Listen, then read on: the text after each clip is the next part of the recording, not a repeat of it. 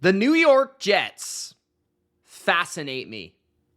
I find them to be so interesting, and yet I feel like no one really is talking about the New York Jets, Aaron Rodgers comeback, and their possibilities for 2024.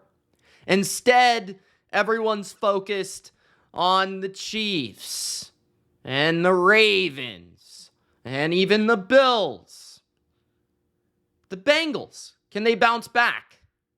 But what if we're just overlooking a contender? I legitimately feel like the New York Jets, if things go right, could be one of the most dangerous football teams in the NFL in 2024. Now, you guys know I'm not the biggest fan of Robert Saleh, of Mr. Hackett, of the coaching staff. But you look at what they've done this offseason to improve this football team. You start to look at this roster. You piece together Aaron Rodgers coming back with a great upper echelon elite defense. The potential of an improved offensive line. The 10th overall pick in the draft.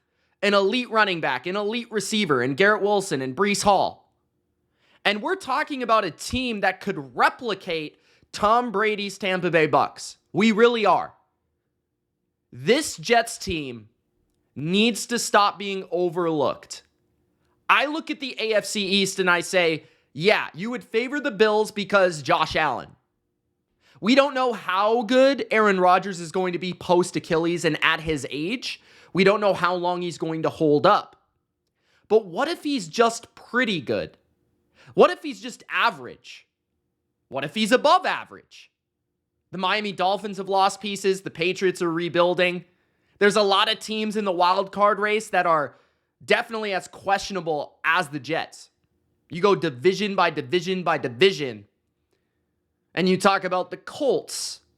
They have potential, but what is Anthony Richardson? The secondary kind of stinks. There's aspects of the team I don't like. Jacksonville's kind of mid. They lost Calvin Ridley. Maybe they improved their defense, but how good are they really?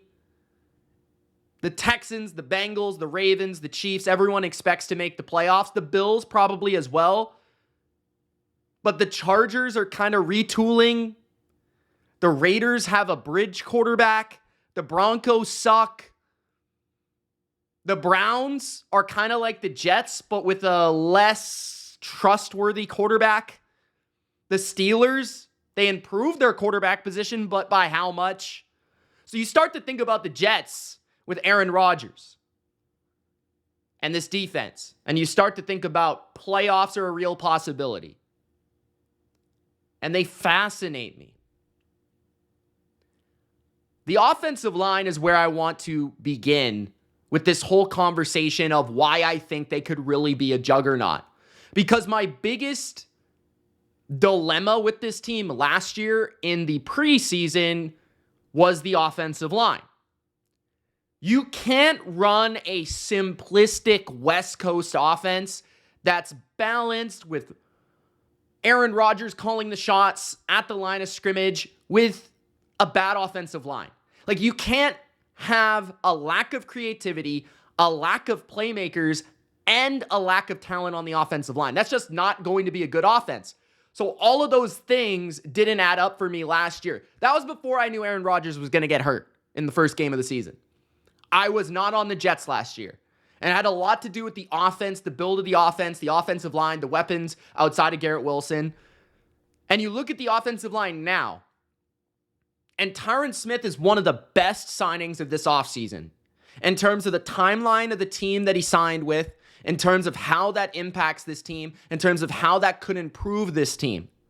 Tyron Smith, when healthy, is one of the best tackles in the NFL. Now, when healthy is a big question mark because he does often miss a few games. But as long as they can just withstand the 3 to 4 games that he misses, which they've been dealing with injuries on the offensive line for years, and they might be able to provide depth to the offensive line in the draft as well. The New York Jets now have a secure blindside protector for Aaron Rodgers, and Rodgers has always been at his best when he has that. Think of David Bakhtiari. he was critical in Aaron Rodgers' recent MVP seasons. They upgraded both their guard spots, not really only in the pass protection, but also in the run game. You're thinking about John Simpson. John Simpson is a power blocker. He is going to wreck your life running the football. He is going to put you into the dirt. He brings toughness. He brings power to an offense that will complement a defense that plays that same way. That is complementary football. I like John Simpson. He's a little flawed as a pass protector at times, but I think he is very good as a run blocker, and they will be able to run behind him in critical moments. The center, Joe Tippmann, they drafted in the second round last year. That's his natural position. You would expect him to be ready for that role and that spot. If not, they do have some veterans behind him that maybe could give them a decent floor if Tippmann's not up for the task, but I believe he will be. Elijah Vera Tucker is an elite player no matter where he plays, but specifically at guard is his natural position. So you upgrade both the guard positions. I feel like you have a good mix of youth.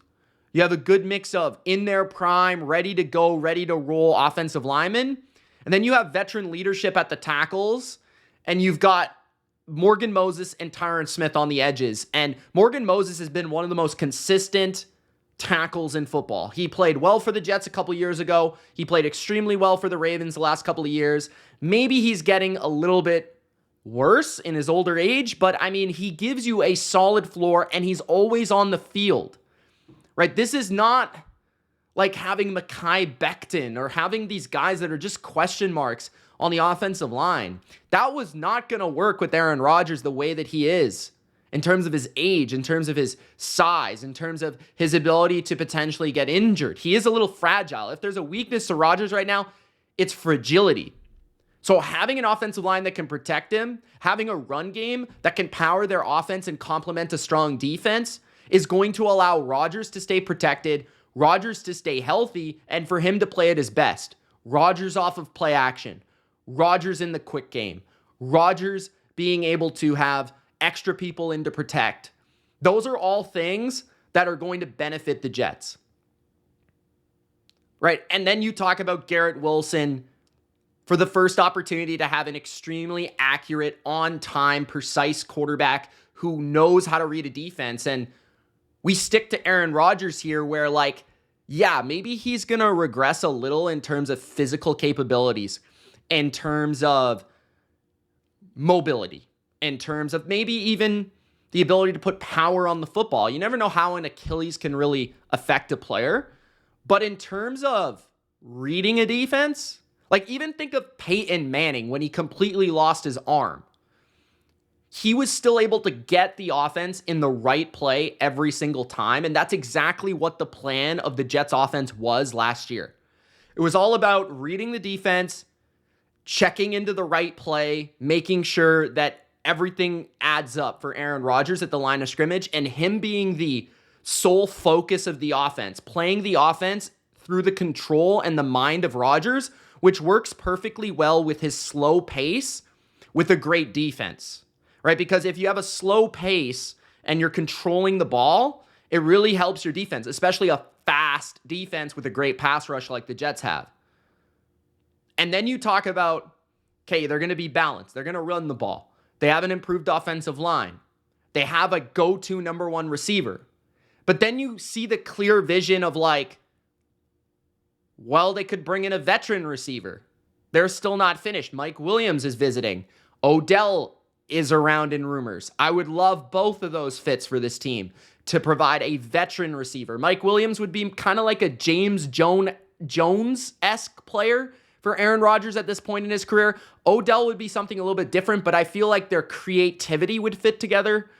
Like Odell's ability to read defenses, run the appropriate route, and like kind of have that feel along with the hands and the body control, that would fit perfectly with Aaron Rodgers, who's a very like football savant type player. Like Rodgers likes to play free. Rodgers likes to play his way. He likes to be able to just have chemistry. Imagine how many times, and think back to all the times that Rodgers and Devontae Adams would just play by themselves. Like, it was just like, okay, Rodgers would give them a route on an audible and they would just play, right? And that's something I feel like Odell and Rodgers could pick up with, and Garrett Wilson as well. Both incredibly, great route runners and just really good in terms of creativity and finding those spots in zones or being able to run the right route against man. And then Mike Williams would just be a phenomenal, go up and get it receiver for Rodgers, who just always puts the ball in the right spot at the right time. So either one would really fit. Even Tyler Boyd, I would take. But then you have Allen Lazard, who Rodgers already has a connection with. He would fit better as a number 3, right? If they're going to keep Allen Lazard as a number 3 in the slot, sure. That's fine, especially when you have a great defense. You have connection with him already. You have a run game. Allen Lazard as a 3, that's fine. As a number 2, not a big fan. But you've got the 10th overall pick to solve that. You've got Mike Williams. You got Odell. Everyone wants to play with the Jets. It's in New York. It's big city, big market. It's a big team. It's big ratings. It's money. It's Aaron Rodgers. It's the bright lights, the Big Apple. It's everything about it is why would you not want to play there? Seems like a pretty good, Robert Saleh is a pretty good players coach, pretty good vibes overall, especially if you're a defensive guy. I'm looking at this roster, I'm looking at this team, and their only real deficiencies right now are wide receiver 2, are safety, where, okay, they lost Whitehead back to the Bucks, who's pretty good for them. Not great, but pretty good. Chuck Clark is supposedly coming back, but we never really saw him in the defense. They could use a free safety. Somebody like Quandre Diggs, somebody like Micah Hyde, somebody like Justin Simmons, a veteran that can play, and specifically within Robert Saleh's scheme. I would love to see a Quandre Diggs who played in the Seattle defense would have some crossover with Robert Saleh in this scheme. I'd love to see him as the solo free safety. And then, you look at the D-line is awesome, right? I love John Franklin Myers. He's an elite player, in my opinion. Quinnen Williams is one of the best defensive linemen in football. He's going to dictate everything. Jermaine Johnson, I think, really had a good year last year. And then Will McDonald, I was very high on last draft. I think he can be a good replacement for Huff, who they lost to free agency. Javon Kinlaw was a savvy pickup, obviously understands the defense, coming from San Francisco, has a lot of upside, former first-round pick, and a guy that I think actually played pretty well last year in comparison to the rest of his early career. They picked up another guy from Arizona, Fotu, who's a run defender. Solomon Thomas is there. Michael Clemens is a good pure pass rushing edge. They've got really good depth there, and they're still trying to support it with guys like Jadeveon Clowney coming in for visits and things like that. Chase Young could be another one that comes in. But honestly, I don't think they really need defensive linemen. Maybe a defensive tackle, but I would kind of feel out how Javon Kinlaw looks because I think he really has upside. And you're only really replacing Quentin Jefferson. I mean, he's fine, but he's an older player. He's not exactly Aaron Donald, right? So it's not like you're replacing a super stud. The linebackers are awesome as long as they're healthy. CJ Mosley and Quincy Williams are 2 of the best in football and one of the best combos in football. Their corner position is arguably the best in the NFL in their starting 3. Sauce, DJ Reed, Michael Carter, great trio of guys. They could use more depth. Isaiah Oliver is their 4th corner. I think that's a decent pickup for them. But, you just look at this roster and it's one of the most complete, stacked. They need depth at certain spots, and they definitely need to upgrade safety and receiver. But that's very doable, especially with the veteran market of safeties that are out there, the guys that want to play with you at wide receiver, the draft that's stacked with receivers. This team, as of March 18th, this is a team on paper that I could see going to the playoffs and upsetting a top AFC team because they have that defense that has a ferocious pass rush, that's fast, that can cover. If they went to Kansas City, ran the ball really well, Rodgers controlled the game, he's not out of his element, he's in the playoffs, he's plenty of experience, and then they ran the ball and played great defense, would anyone be shocked if they won? Not me, if they did that in Cincinnati, or they did that in Buffalo, especially, we've seen it before.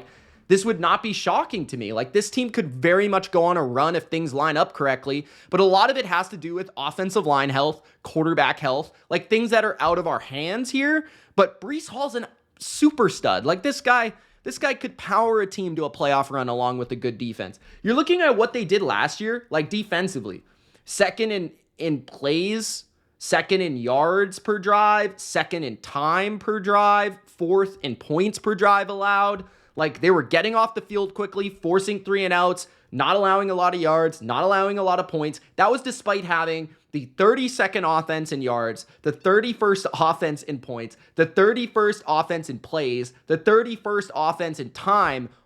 That is crazy. Like, the Jets arguably, just on an independent unit basis, had a top 3 defense in the NFL. Like, you look at Cleveland for a stretch, but the Jets were more consistent than them, I would say. And then you look at Baltimore, who's probably the best defense in football, but they had an actual offense. They were led by the MVP.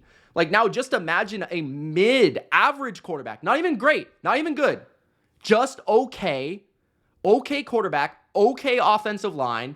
You add a receiver. You've got something where at least you can have a ball control possession offense with a great defense.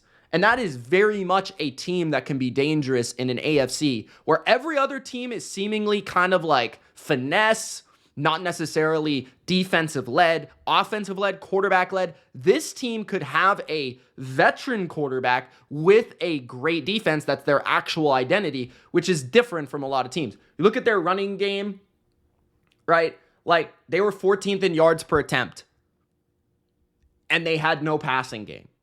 Okay, so that could only improve with improved offensive line play, you would hope.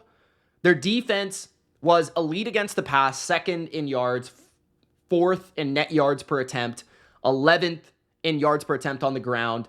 They were a great defense. And then their offense was a complete disaster, 32nd in first downs, 30th in turnovers, 31st in yards. Like, every stat you go through, they were horrible. And they lost 4 games by 1 score. Now, some things got out of hand, but they played some really bad quarterbacks. Like, if you thought Zach was bad, you went through their schedule and they played like some of the worst quarterbacks I've ever seen. Okay, like, these guys were bad. All right, like, Zach Wilson was not even the worst of their issues. The offensive line was horrible, and then they were playing guys like Tim Boyle at Trevor Siemian was playing quarterback. Like, come on, you know what I mean? So, and they dealt with a ton of injuries on offense, especially the offensive line.